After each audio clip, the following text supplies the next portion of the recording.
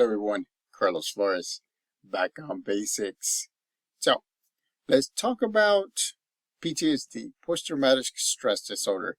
I know it's a big word, but it's something that almost stops you from doing the things that you want to do or the things that you have to do. It does a lot of things, but before we do that, subscribe to my YouTube channel. Back on Basics 9985. Hit the notification button so you can get notified of any new video that comes on board. If you have a topic, suggestion, feedback, or if you have a question, or if you want me to give you my take on anything, put it in the comment section, and I'll be more than happy to do so. If you want to connect with me on social media outlets, on Facebook, you can search for me, Carlos Flores Jr. On Instagram, on X, and on Threads, you can type in @BackOnBasics, and on WhatsApp, you can type in Back on Basics. So let's talk about PTSD. I mean, honestly, in a video about 4 or 5 months ago, I talked about me having PTSD. And so, and post-traumatic stress disorder is a spectrum. Well, you got to understand it. Not everybody gets it at the same level that others do. And so you can go to the lower end of the stream where you do get nervous. Your hair stands up on end because something reminds you of the event that created, or the series of events that created that traumatic event, or the traumatic series. And so, and by the name post-traumatic stress disorder, right? So a lot of the times you get hit with an event. You're processing it. And the thing is that as you process it, you start to realize that that was a huge event. That could have been bad if I was doing this or that, or I could have been, no longer here. I could have been gone. And so, or at some point there was something that just caught your attention, and that became ingrained in you. And every time you hear something similar, like a loud voice or a clank or something being dropped, you get nervous, you get so anxious, because what's happening is you're reliving some of the things, some of the memories that have really sunk in your mind. And the thing is that once it sinks in your mind, then you have to put in the work every day to reduce it, because a lot of the times what happens is you're reliving a little bit or a lot of the post-traumatic event. And so it's not a fun thing to do, ladies and gentlemen. I said I have it. I mean, with the war in El Salvador when I was little, I mean, I came to the United States when I was 9. Remember, I said that before. And I appreciate every single person that has connected and has become part of my support system throughout since I was 9, because there were a lot of them. I couldn't even name everybody. But you all know, I mean, you helped me a lot. But even before that, there were incidences. Go watch my videos from earlier on when I was getting milk from my mom and my brother, and as soon as I got in, there was a firefight. People they started shooting.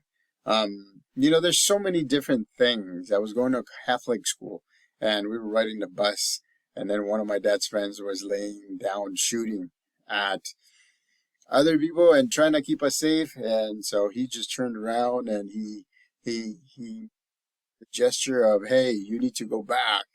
And we went back. I think about a mile we went in reverse, and then finally the driver turned around and we went back home. I never went to that Catholic school anymore because of the probability. Sometimes because of that, others can get post-traumatic stress.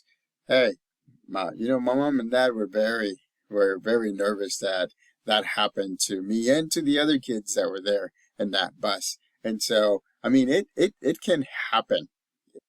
Secondary post-traumatic stress disorder. That means that you didn't experience it, but you heard it, or some loved one or somebody that's close to you actually experienced it, and you're experiencing what they saw, what they heard, what they thought secondhand.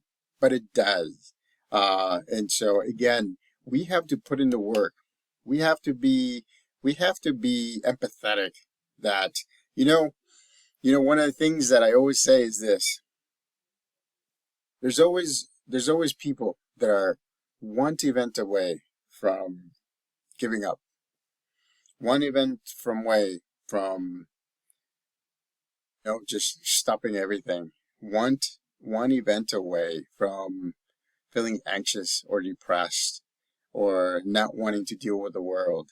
And we all do so. And let's be honest, ladies and gentlemen, we all do so at some point. But there are times where there's people that give up and they stop and the world stops around them. And so we have to put into work, ladies and gentlemen. We have to do the deep breathing exercises. We have to do the moving exercises. Don't have to be heavy weights or a gym membership. At home, you can do a lot of different things to get yourself moving. You have to do a lot of mental stuff. There's some things that that will make sure and get things done. There's things that you can do that. Remember, if you do something physical, your mind will be focused. If you do something mental, then your physical will be focused. And so again, I want to make sure that you understand that there's a lot of different ways to deal with not only post-traumatic stress, but the person that is secondary post-traumatic stress as well. And so, but you know what? There's other things. Enough sleep. Drink plenty of water. I mean, I drink water like water. I drink it multiple times per day, and I love it because it cleanses me. And so, meditate, pray. There's so many things that you can do to kind of balance, right? Kind of balance the things that you're thinking about and the things that you're worrying about. And so, again, right, you have to be compassionate because not everybody deals with post-traumatic stress disorder or even with anxiety or depression or anything else, right? We don't want to put somebody over the edge. We want to be able to bring them back, right? With compassion, you'll be able to bring them back. Be there for somebody. Just listen to them. And if not, then there's plenty of resources out there that are free that they can talk to somebody and get some help.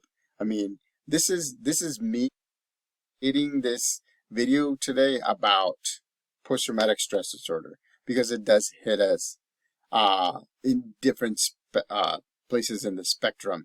And, for example, soldiers can get to the extreme because they've seen it. They're getting fired, shot at. They're getting a lot of things. I got it where they get it like this. I got it like this. And I still have PTSD. And so again, make sure that you're compassionate. Make sure that you listen and you repeat what they say and say, is this correct what you said?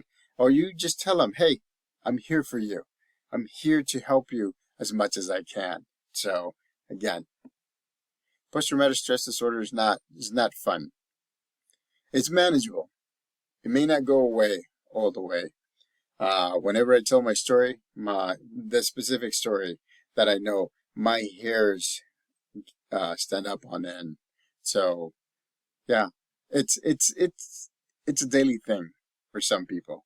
So you have to be mindful how you treat people. That's why I always greet people. That's why I always smile people. I connect with people short amount of times or even a micro short. And so again, be compassionate. Deal with your own stress. Deal with your own PTSD if that's what you think you have or that's what has been diagnosed, and deal with it. Right? We can do this. We can reduce it to the point where it doesn't do much, but have hair stand up on end. And that's just a reminder of, hey, I've been through tough times, but now I'm moving forward and I'm being successful.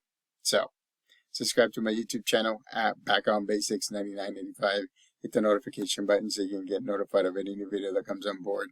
If you have a topic, suggestion, feedback, anything, if you want me to give you my take on anything, put it in the comment section. Till next time, Back on Basics.